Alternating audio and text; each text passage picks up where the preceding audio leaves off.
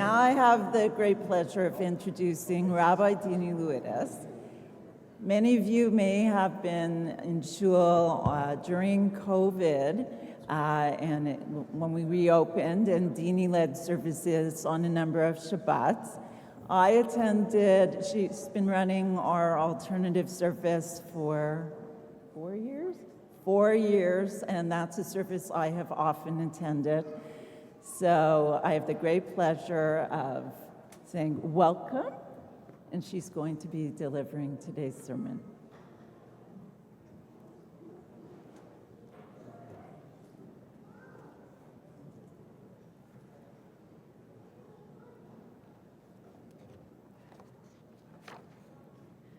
Shana Tova, everyone.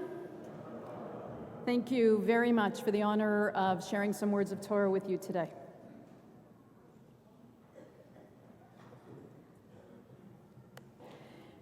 Every life is shaped by two great love stories.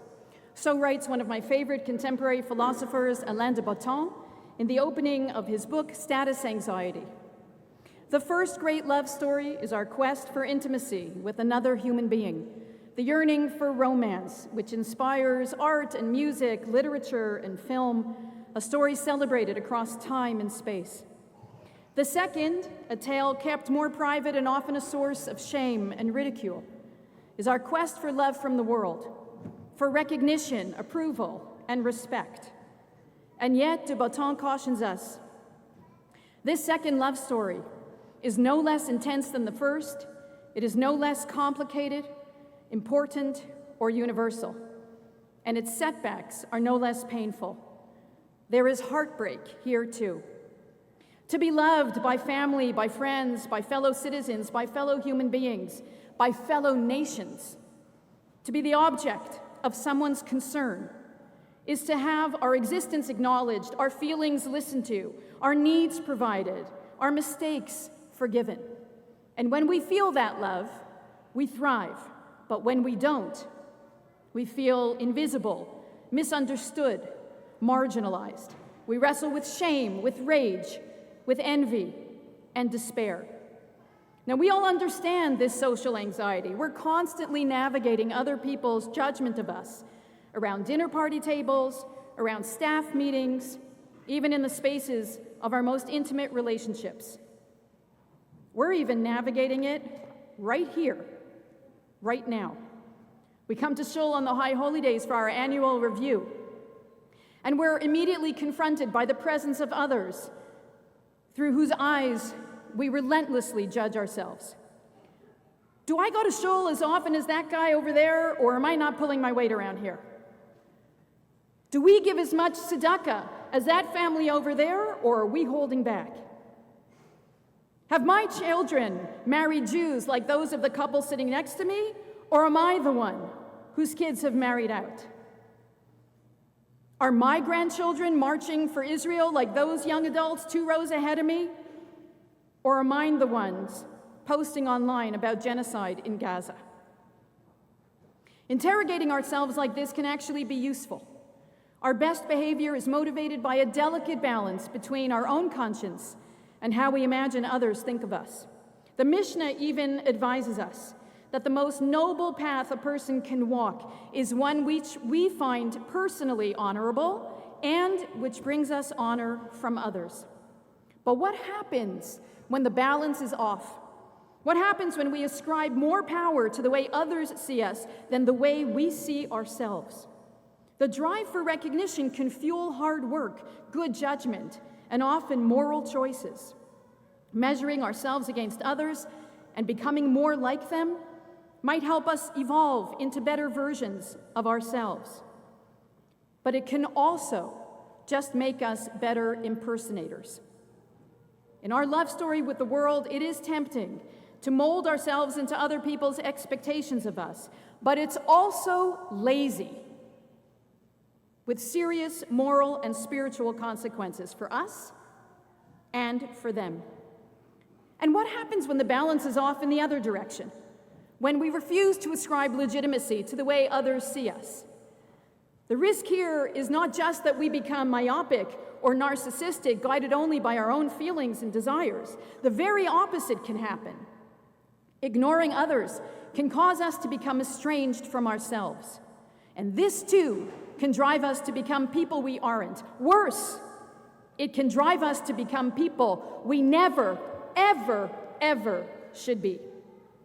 On this Rosh Hashanah, in this season of internal reckoning and renewal, as the war in Gaza continues to rage, while we still have 48 Chatufim in captivity, while vicious and violent anti-Semitism around the globe still spews in halls of power, in restaurants, in concert venues, and in airports, and as political violence alarmingly spreads, I want to share my own wrestling with two painful illustrations of these dynamics, which are hurting us all, and that might actually be obstacles to the work that we are here to do as individuals and as a community.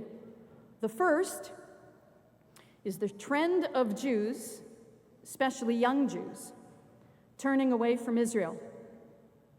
The second is Israel's turning away from itself. Among the most disturbing images circulating since October 7th are those of Jews protesting against Israel. I'm talking about groups like JVP, Jewish Voices for Peace, whose website proudly describes itself as the largest progressive Jewish anti-Zionist organization in the world. Or Canada's IJV, Independent Jewish Voices, which ran an ad recently saying, IJV salutes the victories of student-led encampments across Canada. I'm talking about placards at anti-Israel demonstrations that read, Jews against genocide. I'm talking about a shul in New York City whose recent rabbinic search included a requirement that applicants identify as anti-Zionist, which doesn't mean criticizing Israeli political leaders or policies. It means opposing Israel's right to exist as a Jewish state. I'm talking about how hundreds of Jews gathered for a vigil in Toronto on October 15th, 2023, to say the mourners Kaddish for Gaza. October 15th, 2023, barely a week after October 7th. I'm talking about the large number of Jews who are helping to ensure that Zoran Mamdani becomes the next mayor of New York City. I'm talking about the woman who walked into a shul in Brooklyn, where Andy and I were davening a few months ago on a Shabbos morning, wearing a keffiyeh.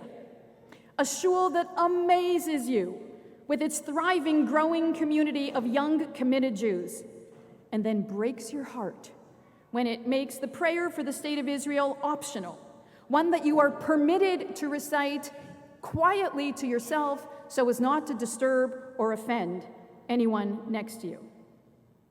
Here's an update. Last month, that shul passed a new policy banning the wearing of keffiyehs in their sanctuary, but maintaining the optional status of the prayer for the state of Israel. What's most vexing to me about all this is that the values of Jews who identify as anti-Zionists are deeply Jewish values. Freedom, peace, equality, democracy. These values aren't just rooted in our historical experience when they've secured our rights and protections in foreign countries. These values form the essence of our own tradition and set the tone for our mission and purpose as a people right from the very first chapters of the Torah. We have taught these values, all of us, we have taught these values to our children, to our grandchildren, in our homes, in our day schools, in our camps. We have died for them in battles for civil rights that undergird Western democracies. They are enshrined in Israel's Declaration of Independence. So why are these Jewish values being used against us by some of our own people? How can our family members stand in solidarity with people calling for and justifying violence against Jews? While these Jews are not, God forbid, defending October 7th, as others despicably do, consider the liberal world in which Jewish anti-Israelism lives. Rabbi Ami Hirsch of the Stephen S. Wise Free Synagogue in New York expressed the appalling state of it all this way. Why has Hamas become popular with so many young Americans? Hamas doesn't permit free speech, freedom of the press, or freedom of religion, political pluralism, or opposition parties, or anything that defines a liberal society. In Hamas's world, abortion is illegal, LGBTQ is illegal, corruption is rampant. Why do those who see racism everywhere fail to recognize the systemic anti-Semitism of Hamas? Why do those who are so acutely sensitive to the assignment of moral accountability to both individuals and institutions fail to assign moral agency to the Palestinians? Why do progressives treat Palestinians as passive victims bearing no political moral responsibility for their actions? Why do those who so believe in diversity condemn Israel, one of the most diverse countries in the world? This is not liberalism, he said. It's a betrayal of liberalism. It isn't progressivism, it's a backsliding of progress. How could a vast number of people in the West confuse an ISIS-like philosophy for a liberation movement and ignore, explain, deny, and justify bloodthirsty brutalities? How, indeed? Against this backdrop, our cultural and political landscapes have hardened into left and right, lost the center, and flattened social discourse into facile, naive polarities of us and them, the oppressed and the oppressors, the strong and the vulnerable, the aggressor and the underdog. People who read the news and learn their history from TikTok are forced to choose one side or the other. Compromise is treason. Ideology is the litmus test for loyalty. Progressive now just means conformist.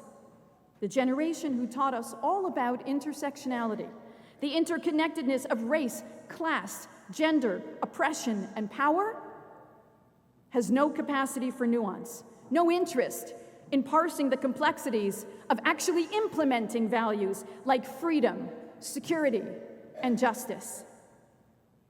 It's from within this world that the shocking display of Jewish anti-Zionism emerges as Jews echo and imitate the ways in which these values have become grossly distorted. And those distortions are indeed foreign to our tradition, rendering many of those Jews who reject Israel as an apartheid state or a colonialist, genocidal occupier as strangers to their own families and communities. Many in these liberal Jewish spaces, on campuses, in professional settings, where their faculty and bosses, peers, and colleagues claim some of the most critical views of Israel our generation has ever encountered, are pulled and influenced by recklessly superficial definitions of right and wrong, not to mention what comes out of Hollywood. If you've seen the documentary October 8, and if you haven't, you must. If you've seen the documentary October 8, you'll learn that they are also caught up in the decades-long relentless campaign of hate and disinformation designed by the Muslim Brotherhood and their proxies to co-opt cherished Western language of equality and freedom, language which lies at the heart of the struggles for social justice here in North America and around the world, and that speaks persuasively to today's generation anxious about the broken world that we are bequeathing to them. Wanting to be on the presumed right side of history and expressing what they feel is genuine Jewish passion and integrity, they take on the identities and the campaigns of those who speak a homogenized and now a weaponized language of liberation and compassion, and in the process forget their own mother tongue, one that isn't only capable of nuance, but one that demands nuance, especially now. Glance at any page of Talmud discussing how to apply any Jewish law or value, ritual or ethical, and you will confront a multivocal debate about what our tradition demands of us in the constantly changing circumstances of our lives. This is the quintessential Jewish legacy that is ours to uphold in both our personal and our collective lives, to think deeply and critically about how we show up in the world, whether that means reinforcing patterns or embracing change, to defend our actions and to admit our mistakes with the same honesty and humility, to be able to hold often conflicting beliefs and values and dreams without losing coherence. Now, the Talmud might be an ancient book, but its process is timeless. And where is that process when it comes to Israel? And there's something else. Many young people who were raised in Zionist homes and camps and schools feel that they were taught a Zionism that was too simplistic, that glossed over the harder and even the darker dimensions of Israel's struggle for survival. Is there some truth to that? Did we fail to teach the story of Israel with the courageous complexity our tradition demands, leaving some ill-equipped to face the more complicated story of our beloved land?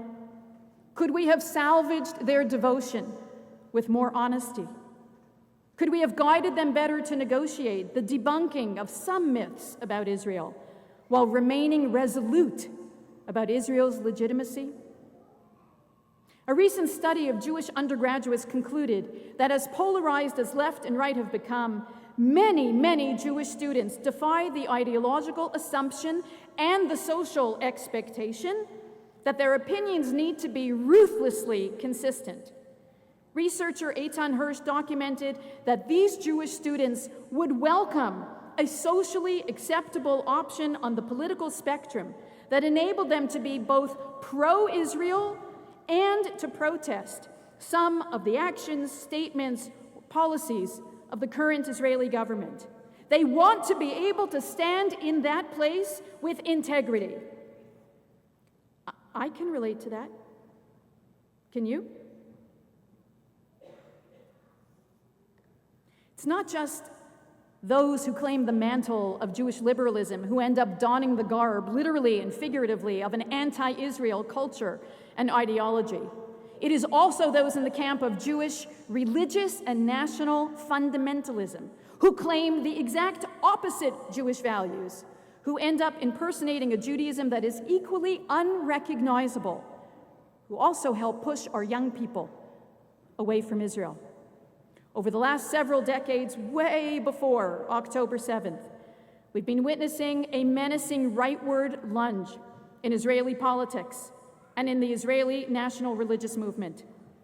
Tomer Persico, a scholar with ties both to the Hartman Institute and to the UC Berkeley Center for Middle Eastern Studies, writes worryingly about the melding of religious rigidity with extreme nationalism that has led to the worshiping of land and state, to unchecked violence by settler aggressors, to the dehumanizing of Palestinians and the destabilizing of historic alliances.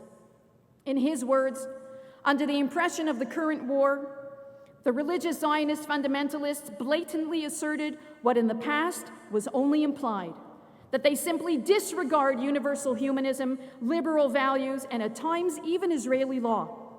That theirs is a Judaism that disavows core Jewish values and ideals, such as the fundamental equality between all human beings and the struggle for justice. That they adhere to a limited, diminished, and immoral version of Judaism. Young and not so young Jews today in the diaspora as well as in Israel are not only lured away from Israel by the false narratives of the liberation movement, they are repulsed by an Israel that they see transforming before their eyes and its leaders who claim to speak in their name, in our name. And so they mistakenly, sadly, shelter among those whom they believe to be more aligned with their own sensibilities. However, this is a moment for Jews in Israel and around the world to join together in the battle not only for the soul of our country, but of our Judaism. This is about more than the war in Gaza. This is about more than Israeli politics. This is about our fundamental identity as Jews, which, as Persico warns, is being defaced by some of our own people as a violent, racist, and fanatical tradition. The urgency of returning our hostages home has to remain our priority. But there is also an urgent call to reclaim Judaism's and Zionism's core humanistic values and to bring our alienated people home to a Jewish culture and a Jewish state that has all the tools, the ideas, the people, the strength, the courage, and the spirit to produce a proud and lustrous alchemy of patriotism and genuine liberalism.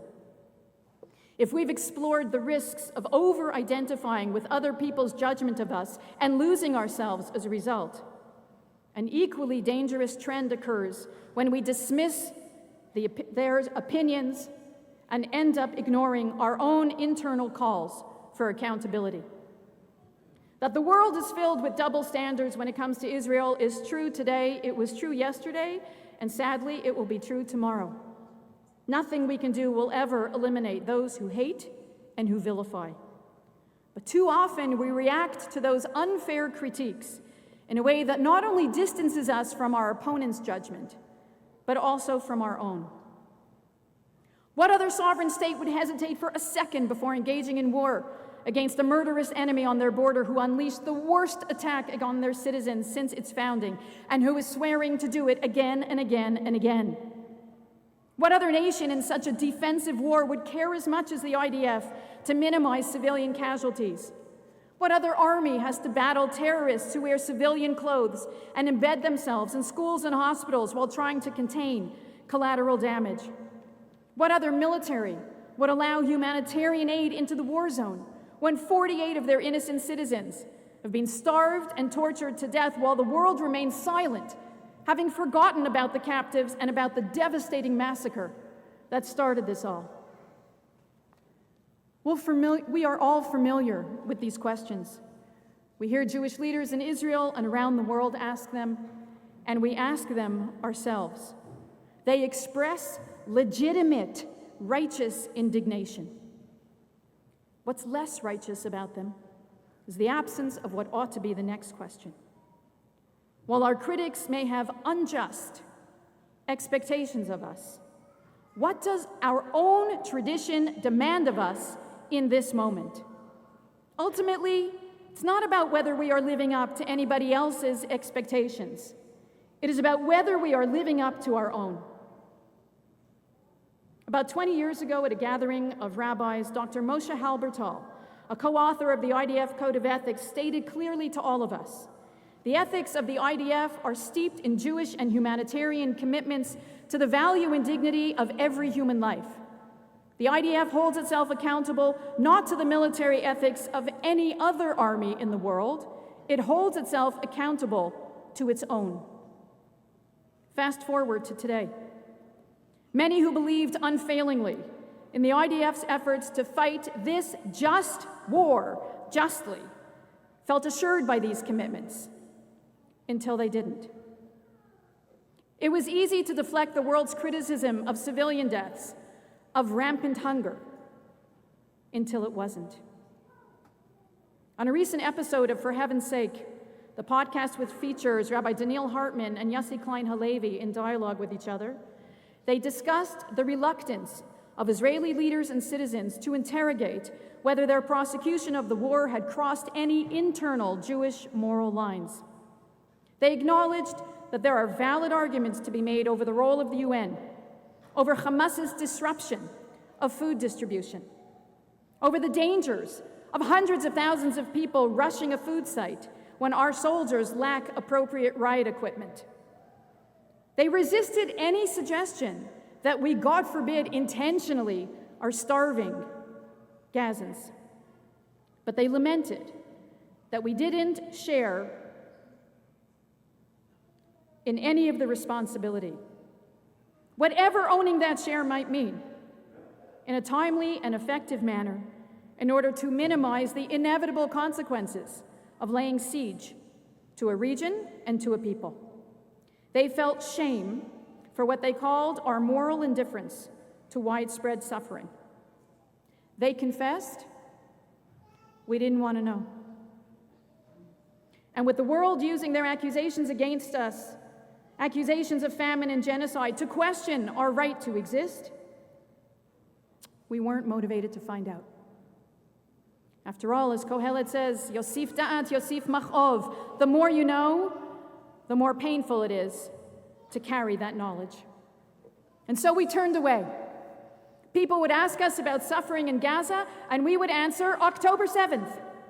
People would ask us about hunger, and we would answer Sudan. And that's not wrong. But much as I myself have struggled to admit, it's also not entirely right. Comparing ourselves to others doesn't let us off the hook of our own moral responsibilities. The growing distress throughout the Jewish world over what people feel has become an untenable amount of suffering has strained Jewish families and communities. Look what happened when UJA Federation in New York just a few weeks ago allocated $1 million to an Israeli aid organization that is delivering humanitarian relief in Gaza. It unleashed a storm across print and social media of Jews accusing other Jews of enabling those who seek to destroy us in the name of feel-good Jewish values. And the reverse. Jews blaming other Jews for supporting Israeli policies that give license to anti-Semites to hate us even more, imperiling Israel's safety and the safety of Jews around the world. Why are we so uncomfortable with the idea of just checking ourselves against our own moral compass as this war rages on? Do we feel it will compromise the integrity of our Zionism? Do we feel it will be seen as capitulating to a hostile, anti-Semitic world? We ask these questions on Rosh Hashanah when our tradition teaches us that the sounds of the shofar are actually informed by the wailing, crying, sobbing voice of the mother of Sisera, a Canaanite general killed in battle against us. The shofar, our iconic Jewish call to spiritual and ethical uprightness, is fueled by the demand that we show compassion even to our enemies, people whom we from time to time have no choice but to engage in war for the defense of our country and the defense of our people. But in this teaching, and in so many others, the Torah warns us against saving our bodies at the expense of our souls. How we navigate other people's judgment of us is a delicate task with huge stakes, both for us and for them. Investing too much in how others see us can lead us to become people we aren't. Tuning them out entirely can prevent us from being who we ought to be, or worse, turn us into people we should never, ever become. None of these risks are tenable for us, not as a people, not as a country, not as individuals. So before you berate yourself for not being as observant or as charitable as the next guy in shul today, before you blush with shame over your children's choices or their politics, ask yourself, have I been true to my own values and my own convictions? Am I overly influenced by other people's opinions of me? Do I reject other people's counsel? What more do I have to learn from others? What more do I have to learn from myself? Have I done my best to teach my values to the next generation?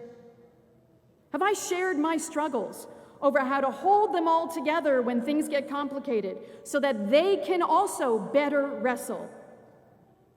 Have I been honest with myself? Have I been honest with everybody else? These questions invite deeper wrestling with ourselves as we calibrate the balance between the dictates of our own hearts and the affirmation we seek from others so that we can live more authentically without surrendering ourselves or hiding from ourselves. And I acknowledge that apart from the work that we have to do, we will likely be left with unresolved difficulties relating to those whom I discussed, whose values, whose ways of being and doing Jewish seem to undermine what we stand for and what we believe in. How will we remain in community together? How will we share a sense of belonging to the same people? How will we remain a loving and united family? I will be taking up these urgent questions in my sermon on Yom Kippur. But for now, remember this. Every life is shaped by two great love stories. The one about our quest for intimacy with another human being, and the one about our quest for love from the world. This second love story is no less intense than the first. It is no less complicated, important, or universal. And its setbacks are no less painful. There is heartbreak here, too. As we renew our stories and those of the Jewish people, my deepest prayer is that we can write in our own authentic voices and join them together with our fellow Jews and our fellow human beings who share our passion for justice and for freedom. My deepest prayer is that we can together fulfill the promise that we as a people will make to my son Aaron and to his bride Lauren, Sydney Margolise's granddaughter, under their chuppah this coming Sunday, when we say the words, Od yishama be'arei Yehuda u'vechutzot Yerushalayim, kol sason ve'kol simcha. We will once again hear in the cities of Judah and in the courtyards of Jerusalem voices of joy, voices of happiness, that we will learn to sing out in a new harmony, coming from deep within our souls, coming from the voices we join together as we sing, as we declare, Am Yisrael Chai. Shana Tova.